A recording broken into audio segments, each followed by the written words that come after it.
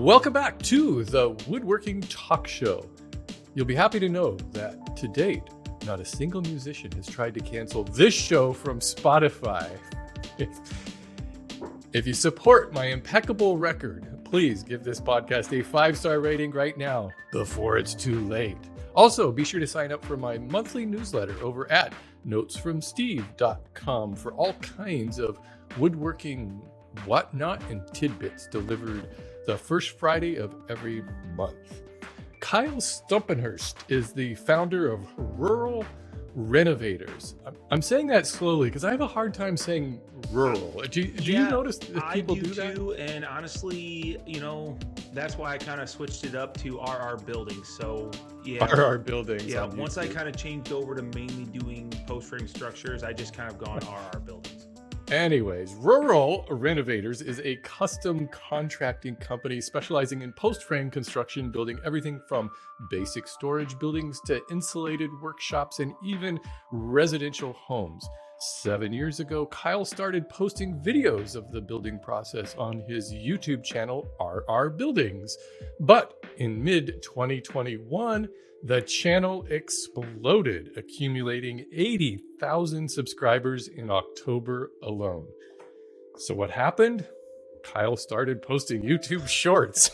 In June, he posted a video showing how he leveraged a board into position, which garnered 24 million views. Immediately, he followed it up with a series of shorts, each gaining crazy, insane views. The most popular one now has, get this, 68 million views. It's mind-boggling. In fact, all of the most watched videos on his channel are shorts, a format that he's definitely leaning into. To date, all of his shorts combined total over 300 million views. I added them up. In addition to short form content, Kyle documents the entire construction process of various buildings he's working on. Currently, he's building a house that he calls the Barndominium. These long videos are often longer than 30 minutes, offering a stark contrast to the shorts. These videos are extremely well shot and edited and show all the interesting details that go into building construction. It's a glimpse into a world that most of us really only see when we're driving past in a car. So let's see what we can learn about building construction and video construction. Hey, Kyle, welcome to the show. One thing I was going to correct you on, and don't even feel bad about it because it happens all the time. It's Stumpenhurst. Stumpenhurst. Yeah, okay. That name is long. For some reason, a lot of people do have a hard time saying it, so I'm used to them all. I've heard tons of names. But I didn't want your viewers to hear it and then share Stumpenhurst just because I get that all the time too. So it's that Stumpenhurst guy. No, yeah. Horst. Yep. What is that, German? It is German. My wife's a principal. You should ask her some of the names the kids have called her. Not on purpose. They just don't know how to say it.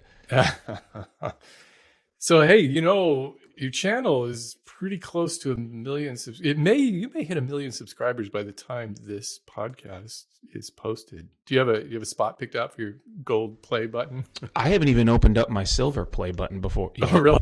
No. It's just sitting around somewhere. It's somewhere in my shop. Yes. Gathering up sawdust. Yeah. Another interesting thing about you is you're not. I think most people who are posting maker, construction, woodworking, building videos on YouTube, at some point that becomes their full-time gig. But no, you've got a full gig outside of YouTube. How do you describe that process between you've got YouTube and your actual construction? Which of those occupies the most of your time? Well, physically, my time is spent building, but mentally, I spend a lot of time behind the computer editing. I don't try to put it into hours and time because I'd probably be disappointed in how much time I spend with both of them, but it does feel like in the last couple of years, the YouTube, the social media, that's a big business. That's a big part of my business, really, but I want to stay being a builder, being relevant in the real space. Well, what's your background with construction? You've been in construction your whole life? No. So I actually went to school, college, got a computer science degree. from a private college near me, and did that for a couple of years before I realized I hated being in an office. And I happened to be remodeling my own personal home. That's where the rural renovators came from, because I liked it. I loved it. People started asking me to do projects around their house, and I decided to quit in 2007 and do it full time.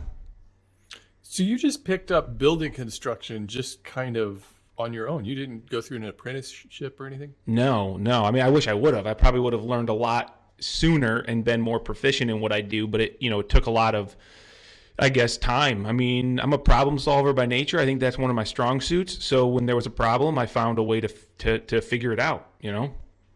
That's amazing, because it looks like you've been doing this forever. You look so confident and skilled. You know exactly what you're doing, building these things. That's surprising to hear. How did all that lead up to YouTube? I mean, back in probably like 2013, 14, Facebook was kind of taking off, maybe a little bit sooner than that. I started posting pictures on Facebook just because, like any other small business, it was kind of a free way to market yourself. But when I realized that if I wanted to be, kind of top of the food chain in what we did, I needed to set myself apart so that people would really feel like hiring me was the right call. And I just wanted to start sharing everything we did, what we specialized in, the methods we used, and that required long form content, because finished pictures were just not, they weren't going to do it. Everybody takes finished pictures. They can look good from the right angle. Right. Well, the home renovation kind of genre on YouTube is just huge right now over the past couple of years. How do you explain that? Why are people so fascinated by watching things get built?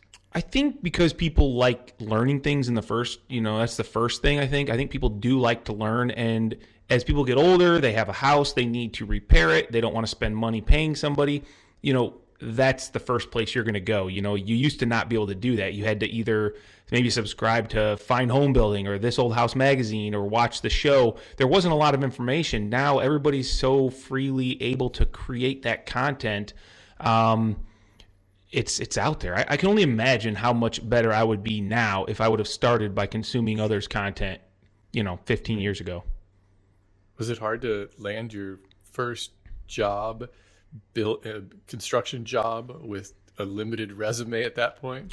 I was actually pretty fortunate. I live in a small town, so I grew up with 1,000 people in my town, 19 people in my graduation class. So everybody knew everybody. When they knew that I started remodeling my home, it was a big deal, because the house I had purchased, it was kind of a unique home in the community that had been sitting there for 50 years, empty. So people were like, oh, finally somebody's remodeling it. Oh, it's Kyle.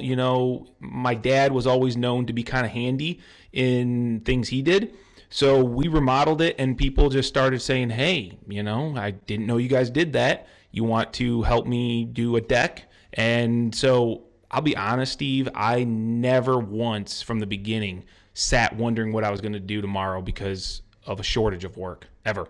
Wow, that's amazing. Yeah, as soon as somebody sees you start building something, you find that they come out, hey, I've got a kitchen I kind of would like to have redone. Can you do that kind of work? Yeah. I mean, we were also in the midst of the, '08 recession, '07, '08. I started my business when all that stuff shut down. A lot of people got out of the trades at that time.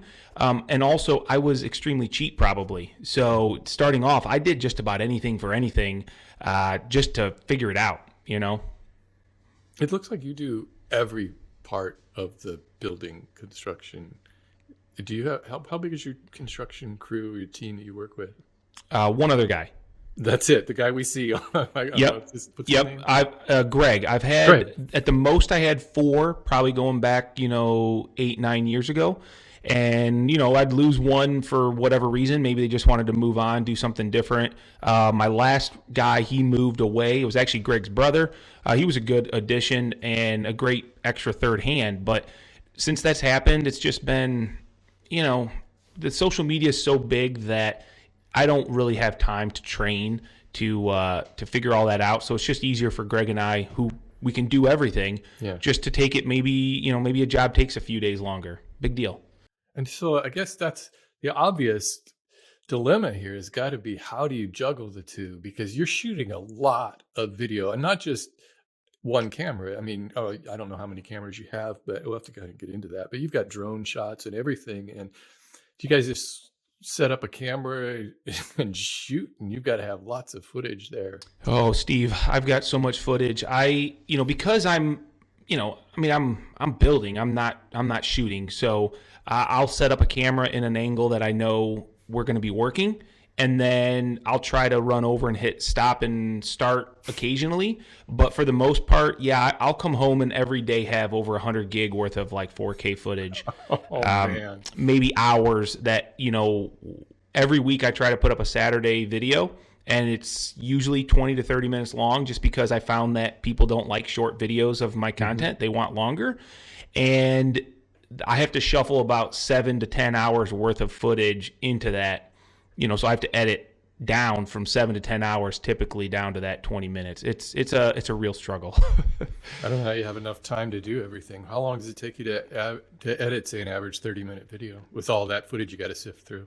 So if I really hunker down, I can do it in like 3 or 4 hours probably. But I'll typically, I'll post it on a Saturday morning, but then typically Sunday I'll start like figuring out all the footage I'm going to use, bringing it all into my editing software.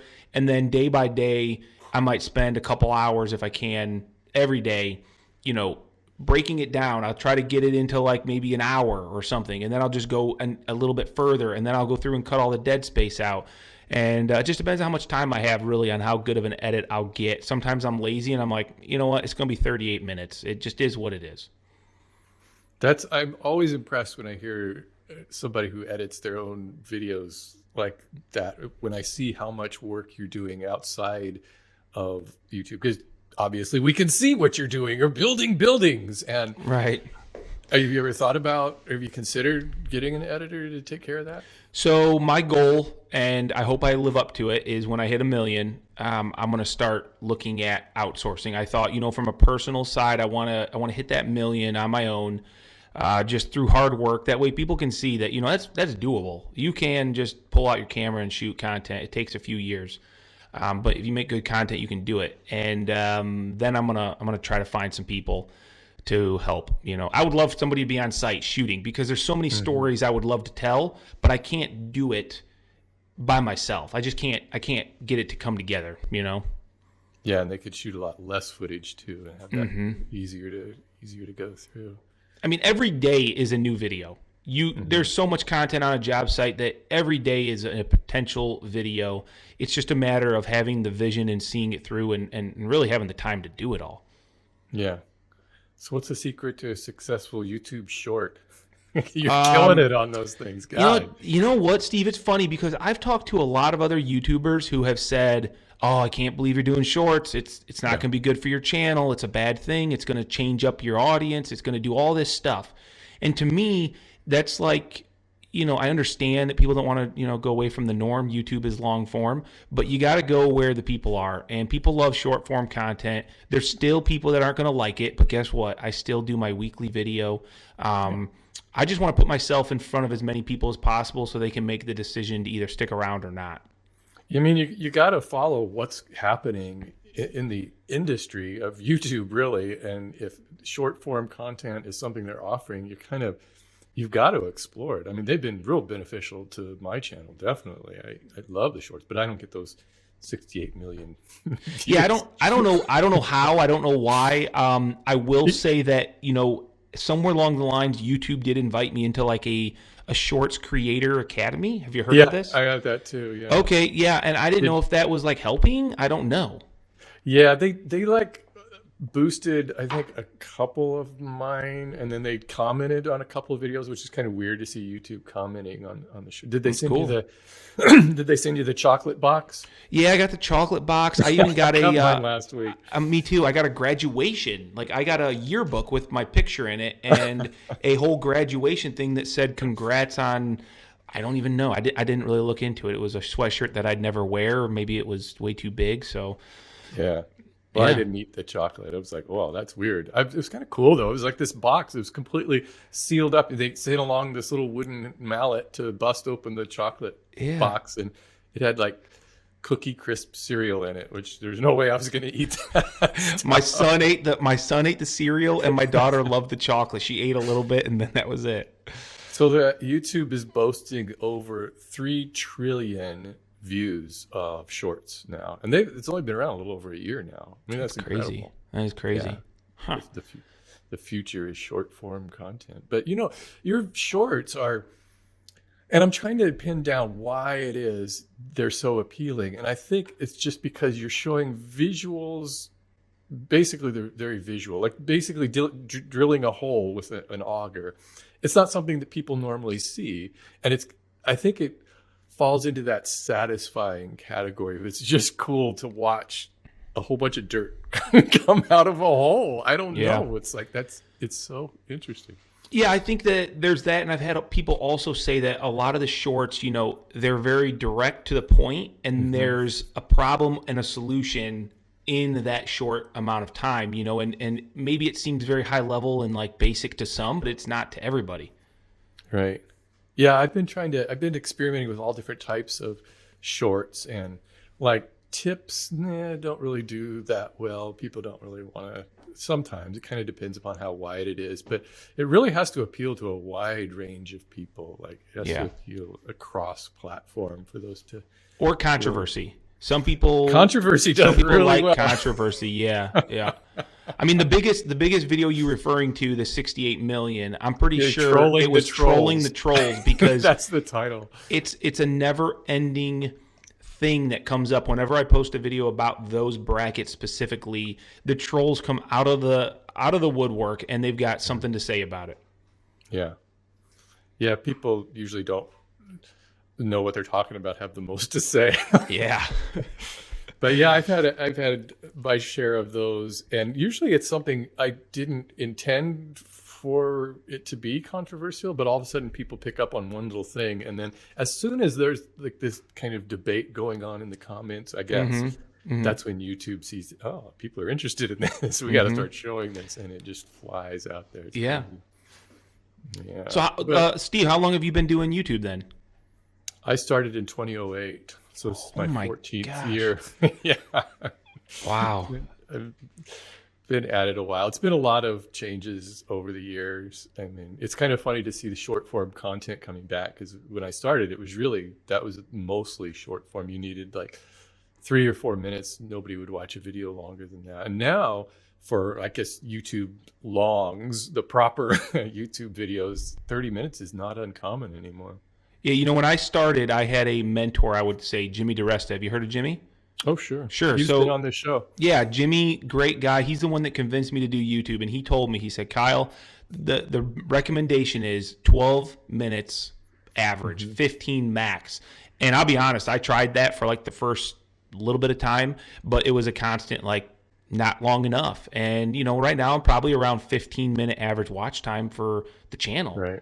Which I think is a sign to just not worry about the length. People always say, don't go long, but I don't think it matters if it's interesting content. Yeah, I think a lot of people are kind of listening to YouTube also and passively watching it. So the longer form videos do really well. A lot of people just have YouTube on all day long, just kind of running. I think that you're smart. And one of the reasons why your channel is growing so well is because you're really on top of all of these kind of trends and things that are happening on YouTube. And that's the game, really. You got to stay on top of everything new and at least try it out. I know there's a lot of people who are kind of resistant to, just like you were saying, shorts and all these other features that come out, but that's the game we play, I guess. I just wing it, Steve, and if it works, it works. If it doesn't, you just, pivot. Yeah.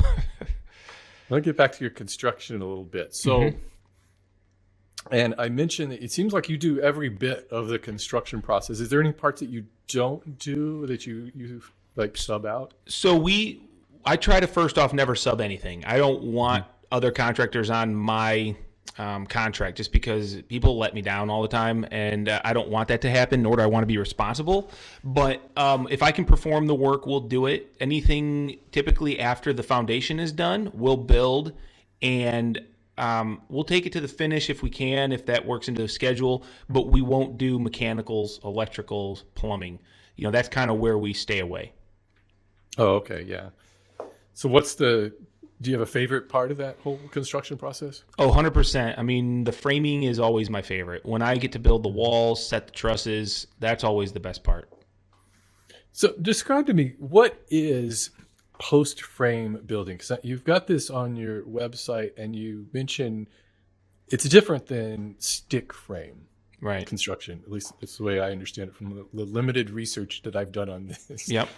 Describe what's the difference and why you do post frame building. So stick frame is your traditional, everybody's got their house that's probably stick frame, 16-inch on center studs, typically using smaller lumber, 2x4s. Now we're using 2x6s a lot for energy efficiency, thicker walls. With post frame, we have main frame structure that supports everything. So we've got a truss usually sitting on a post that goes down to a footing, and those are usually larger members. Like we typically use laminated columns, but it used to be like a 6x6 or an 8x8. And then you've got your secondary framing that goes over top of it, kind of like an outer skeleton over top of the main frame that provides kind of the envelope of the building that you can then install your finished siding on, which typically is steel. So a lot of times post frame is going to be your barns. I mean, a lot of barns are made post frame style, and it's been around forever. Typically, though, the problem is people think if it's a barn and you're framing it that way, it must be inferior. However, it has been around forever because it is very structurally sound.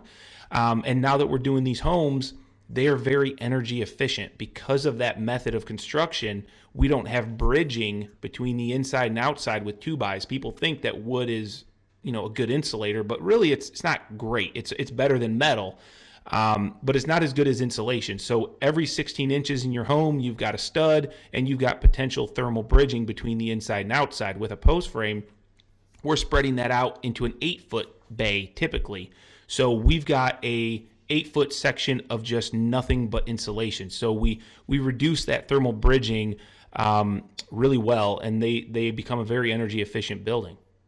And is that a more cost-effective way of building? Is it cheaper to build post frame? For sure. A couple of reasons. One, you don't have to have a full foundation. You don't have to do all these, footings and walls. You don't have to, but we do that a lot because it is better.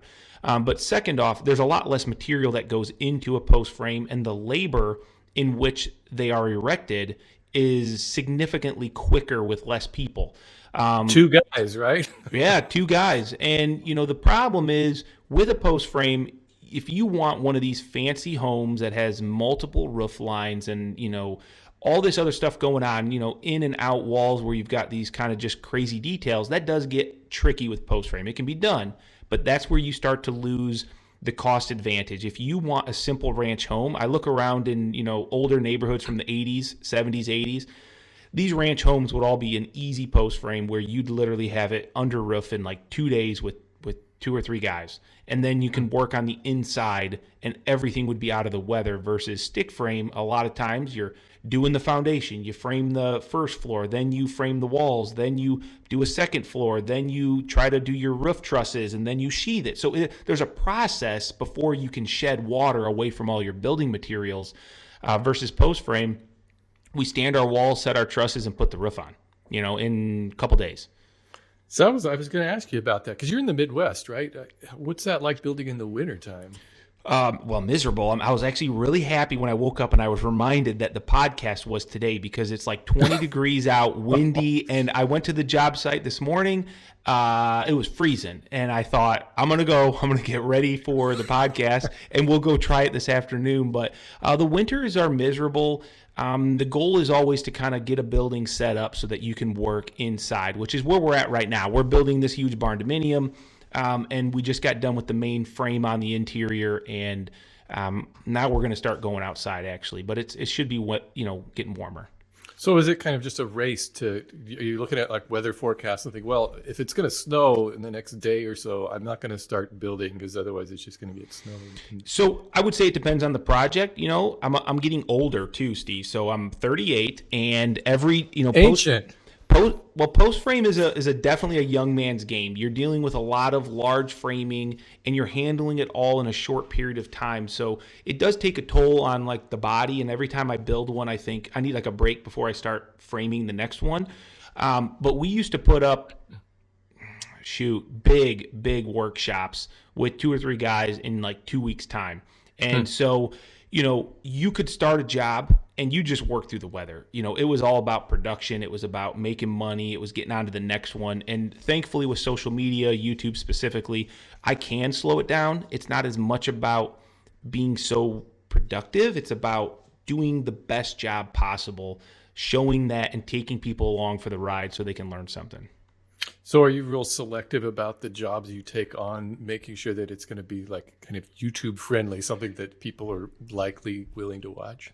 I think I do think of that in the back of my head. However, I'm in a small community, so I can't always say no to everybody. I get jobs that people want me to do, and they're friends of mine, and I just put them on the schedule and take care of them, and hopefully we can turn it into some good, oh, that's a dog squeaker in the background. Great.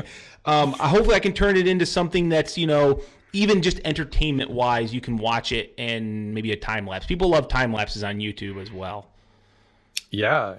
And the drone shots. Wow. Yeah. Your drone shots are amazing. So it seems like there's times when the drone is somebody.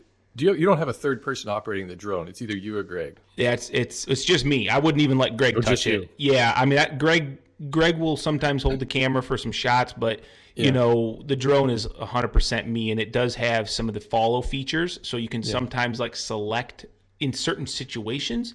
Otherwise, it's just me flying it around and trying to look like I'm working sometimes, even though the controller's in my hand.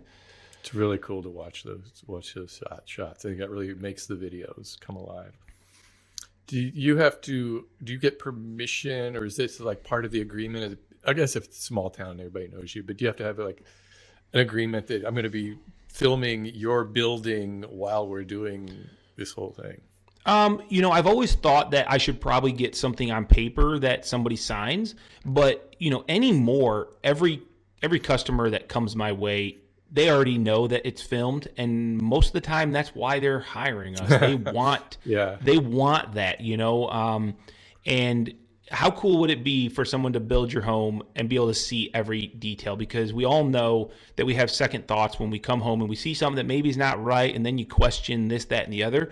I mean, I got nothing I can't hide. I mean, everything is shown up. I mean, you can see everything in those videos. So. Oh, and just think about if you're going to sell your house and you've got this document on YouTube of the entire process of what's being built. Yeah. That's pretty amazing. So you did also, I think you did DiResta's bar or his shop, didn't you? Yeah, that shop. Yep, I did that, and that was the first quote unquote build series that I did. Mm-hmm. I was 16 days of the longest days ever because it was obviously not near my house. I traveled. Me and Greg went out there for 16 and a half days, and we did it all. There were days that we were out there at 1 a.m. because we just wanted to get home, and the weather was getting colder and worse. But what a great experience! Yeah. Did he have any special weird requirements for his shop? Super tall. Like that was the tallest building. It is tall. Yeah. That was why does he need it so tall? The goal was always to put like a big mezzanine upstairs, so that would be like a second story, and it just hasn't happened yet. I know that a little while back I seen in his stories that he was working with somebody to kind of do some engineering for it, but it's all about money, and I think he wants to span the whole thing, so that's steel, and it's hard to say exactly what his process is at this point or time frame. Yeah. Do you ever find that it's just it gets to just be a pain in the ass sometimes to shoot video, and you're like, I got to just build all the time? Yeah. It just is. In fact, just the other day on Friday, we were building something, and I said, Greg, I should have my camera. I'm going to be so mad when I get to this point, because I'm always like a month and a half behind on editing. I'm going to be so mad in a month when I get to this video part of the series and I don't have any of this footage. And it's like, what happened, Kyle? Like, you went from this to this and we don't know what happened. And so, yeah, I'll stop. I'll go grab a camera and just minimally try to set up like a time lapse or something so that at least it's just GoPro footage or something, Yeah.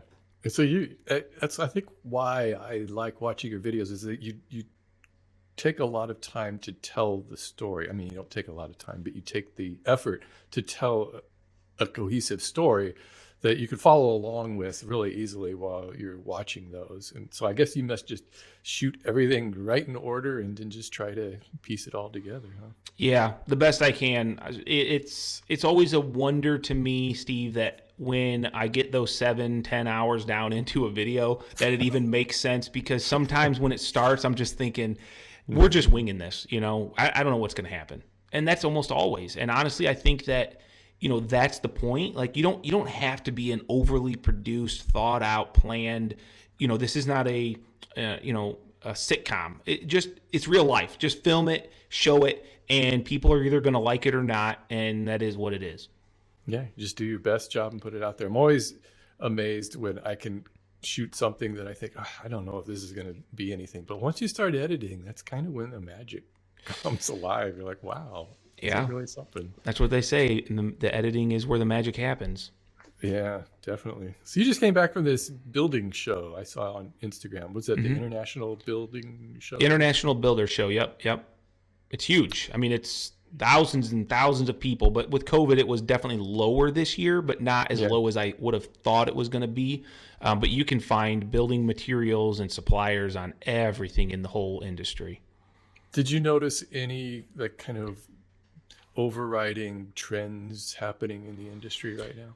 I would say lots and lots of composite materials, things that are more resilient and more specialized. Like, when you use a wood product, it kind of has to be a certain wood, and you get what you get. It's natural. However, with the composites, you can specify colors and shapes and sizes and the engineering behind it, and there's a lot of that sort of stuff hitting the market. Yeah. I was talking to he's a carpenter, Ethan James was on this show, and he was talking about how it's getting really hard to find people to get into the trades anymore. And I know it's just the two of you, but have you noticed that it's just people are just not interested in getting into construction and contracting work anymore?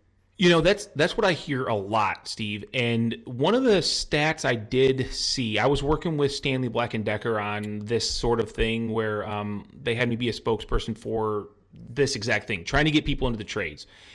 The problem is not as much that young people aren't in the trades. It's that the number of tradesmen that are old, it far outweighs, so that gap there, the people are leaving way more than they're coming in. So it's not that they're coming in a whole lot slower, and I'm sure it is slower because in general the workforce is just kind of miserable right now, but we're just losing all of our experience. Everybody that's older and experienced is leaving. I am asked every day by tons of kids, what should I do? I want to get in the trades. What's the right route? And I want to be, doing what you're doing or whatever. And that's very inspirational to me. But at the same time, it's showing me that there are a lot of people that are interested. I just think we got a huge gap to fill that, you could throw thousands of people at it. And I don't know that it's going to change anything instantly, Right.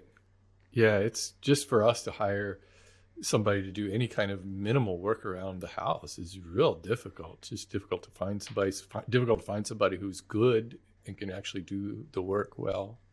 I mean, I'm 2 years out about, and that's with turning a ton of jobs down. I mean, the list would be astronomical, and it's not just because we do the YouTube and people know us and they call us. It's because they all have the same response. Like we've called other people. Nobody's interested. There's not enough people or the right people for the job. I don't know what's going to happen. I told my son if he's interested in the trades, he could make tons of money by the time he's older because he'll be able to name his price. There's nobody else doing that's it. Trade, we're going to have the last laugh here while everybody else is sending their kids off for a computer science degree. Yeah. I think that it kind of comes down to that. We've got to start valuing these professions, and especially telling our kids that there's value in them rather than now it's almost like, well, you have to go to a major university and take your studies seriously, because if you don't, you may end up working on a construction site or something. It's almost like a penalty. If you're lucky, you get to work on a construction site, is what I say, because it's a lot of fun. It's super rewarding. Yeah. I mean, I just couldn't imagine if I was still working in an office how miserable I would be. Yeah. It seems like a common story. I have had so many people on this show that started out working behind a desk doing software engineering and design, and then they left it all. Yep. Do you think that the technology is having a big impact on construction? Yeah, I think there's definitely technology. I mean, especially from the management side, from the the ordering of supplies. All these general contractors. These guys are all sporting iPads, and they've got plans and details and things. All that information for the materials they're using. It's all digital. You can access that. You can go to YouTube if you're on the site and you don't know how something should maybe be put together. Technology is always going to change and make things easier. I don't see robots building houses anytime soon. There's something to be said. They've got like these 3D. They're talking about like 3D printed houses. Yeah, it's possible. I don't know cost wise that it's going to happen in every sector of the country overnight. Like anything, you got to change with the world. But I think there's going to be a need for tradespeople. Is that robot going to be able to go back out and repair that 3D printed home? If somebody wanted to get into your line of work, what would you suggest? What are some of like the most basic skills that they should just learn? I think that familiarizing yourself with tools, whether that be around your house, starting a project, make yourself a little bench in your shop, do a little table, and anything to just use a tool. But more importantly, I mean, I genuinely wish I would have done any trade school or any, ag classes or anything that just put tools in my hands at an earlier age, because I was a little bit lucky having a dad that did use a lot of power tools and he would let me help. I didn't find interest in it though when I was younger as much. I wanted to be with my dad, but I was like, I'm gonna go program computers and make video games and make a ton of money. That was my goal. Right. But if you're young and you love working with your hands and you're an instant gratification person, I think the trades are just amazing, and just getting it out there and using your hands any way possible is going to make you feel more comfortable when you do get on site. Yeah, I think that used to be a much more common experience for kids to just kind of grow up around tools. Somebody in their family, you just had them. I know when I was a kid, like my grandfather was from a generation that you just had to have tools because you would fix things. If something broke, you would try to fix it, so we all just kind of grew up that way. Yeah, now it's broke, you buy a new one. That's a very poor mentality. Make sense. A lot of times it doesn't make sense to repair something when you can just buy a new one cheaper, and then the cost and the time, the effort to repair it. It's kind of a shame. Huh. Hey, what's this the Barndominium? How does that differ from the other projects that you've taken on, these shops and warehouses and whatnot? Sure. I mean, typically we were kind of grew up in the farm shop or workshop or even like residential garage style building structure. But when we started to see the benefit of the structure, every time we'd finish a new workshop, a customer would come back to us and be like, this is so efficient. My old barn leaked like a sieve. It cost a ton to heat it, and they don't spend any money heating these buildings. And so it started to kind of grow as an idea, like why, guys wanted their house in the back of their shop so they didn't have to leave. They just had this massive garage. And one thing has led to another, and I don't know really where the revolution came and who really started it. I think Texas has been doing like metal barndominiums for a long time. But here in the North, it just seems like in the last 5 to 10 years, they've just taken off. And really, the difference is in that with the barndominium style homes, we are taking them a lot further. We're taking them to another level than just a metal clad exterior and just, a simple post in the ground. I mean, I haven't put a post in the ground on our building since about 2014. That was the last building I can remember that we actually buried a pole. Everything's on a foundation. We've done basements in these radiant heated floors, super, super comfortable buildings, very efficient, quiet, just lovely. And so do you design these buildings yourself? I would say 95% of all the buildings that we've put up, I just built. So no plans, no. Oh, you don't have like blueprints or something? No. Wow.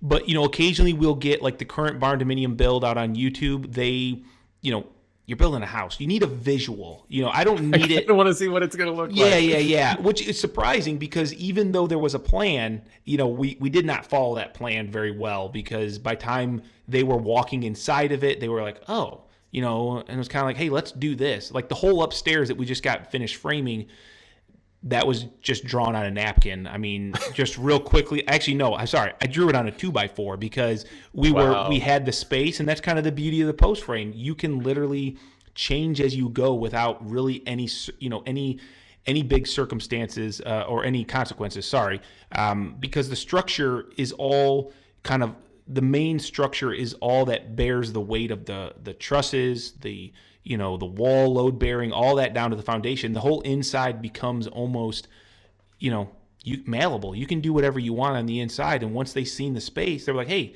our plan really doesn't fit our needs. I don't think we like it as much as we did. And they just said, hey, we're looking for 4 bedrooms and a bathroom and this common space. Just do what you think, So it's a very flexible way of building. Oh, very flexible. And in 10, 15, 20 years, you can take out the whole guts of the building and do something different without any, you don't even have to touch the outside. You don't have to worry about load-bearing walls, nothing. It's just completely, you can do anything. Wow. So you just wanted to like remodel a kitchen or something, just bust everything out of there, and it's still... Yep. Huh. Yep. That's interesting. So like... I mean, I guess this would vary from building to building, but like how much would a shop cost?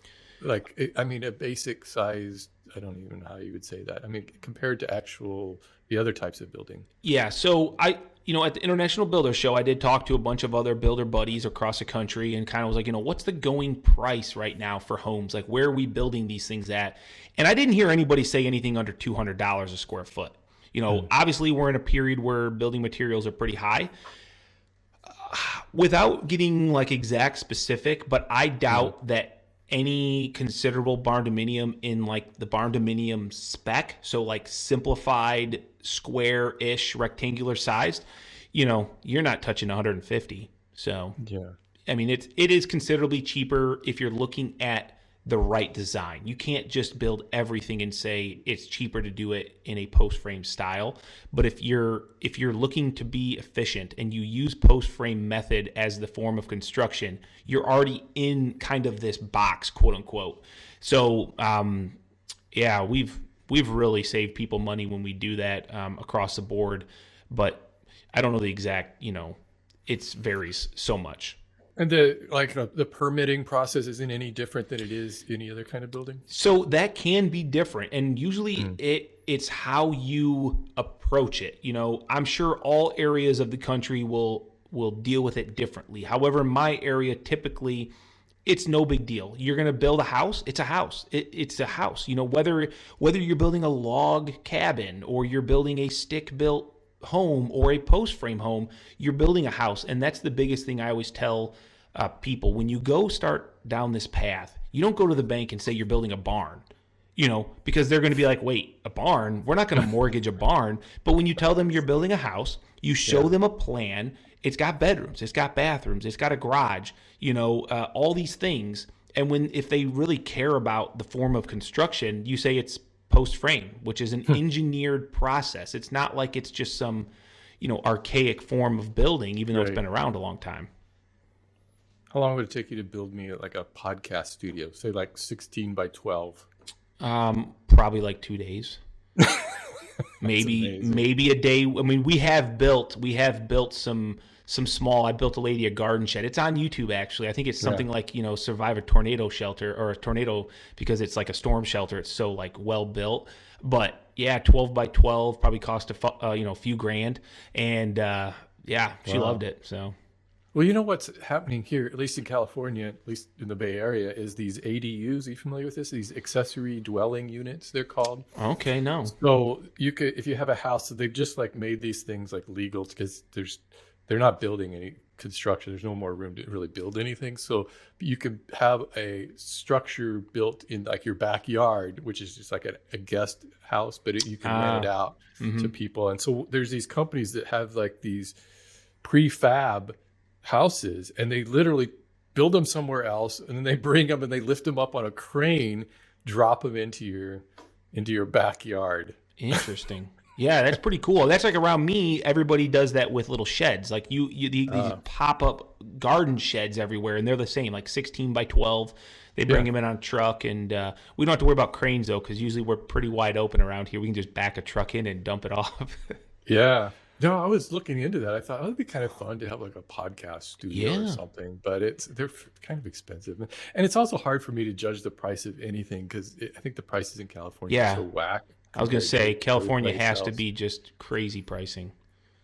Yeah, I think that, yeah, it's insane. I mean, the houses here in my neighborhood and they're just like, these are old houses built in the 50s. And we've got like 2 by 6 construction. Like I'm out in my garage right now, and they're like redwood beams and Wow. really old school. Old growth, But yeah. yeah, but now, I think the average home price is over $1 million, and that's for like what we have, like a 3-bedroom, 2-bath, That's 1,400 insane. square foot house. Yeah, that's insane. Nobody's building a house in your area then for 200 No. a square foot. No, no, I think it's closer to like 9 or something. Oh my Yeah. gosh, that's insane.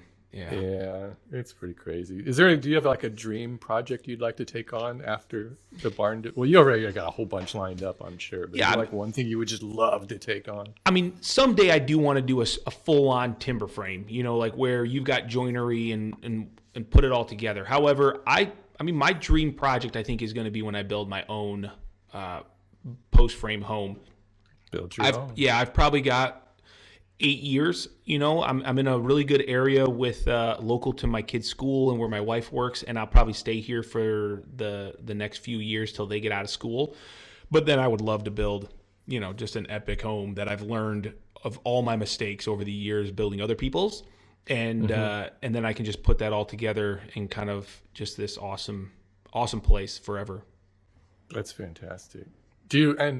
You do all the finish trim? Well, of course you do everything, but what do you think about the finish trim construction? I love Do it. you enjoy it? Yeah, I love it. The older I get, the more I love it because, it used to be I just want to frame. I want to put up 80-foot wide trusses and I want to hang from the rafters. That's what I loved and I still love it. I just know, I've got this shoulder over here hurts in the morning. And if I sleep on this one wrong, that stuff is just, it's going to happen. And that's probably a big turnoff for a lot of people in the trades or to get into it because it does, you're using your body. It's the most important tool, but that's the beauty of it. The trades are so big that as you learn and you get better and you get older, you can just transition into, different sectors of the trades.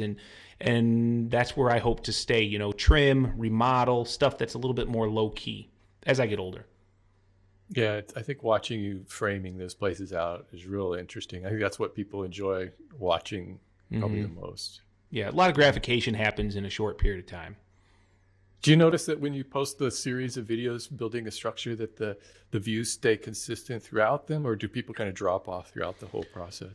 I'm not very good at analytics and looking back, but I mean, I have occasionally looked at other build series that I've done. Like I built a hunting cabin last year, and that was like 50 episodes.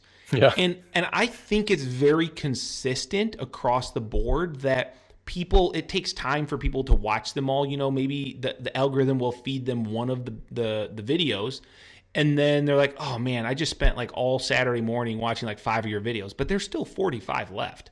And so some people watch them all. I've got like a consistent, maybe a couple 100,000 or so, 100, 200,000 on all these videos. But yeah, not everybody's going to be interested. I'm not even interested in rewatching them, Well, it's some good evergreen content because people can discover that stuff at any point. And Yes. just jump in and start watching it. None of it seems dated at all. And that's, Steve, that's kind of my goal is when I put out a video is this purely entertainment? Will it be gone in a month? Yeah. Is it a trend, or is it content that somebody can look at a year from now, 10 years from now, and they're going to learn something and still use it? And I think that's the type of construction and the type of video that I put out is like you said, that's my goal, evergreen. Right.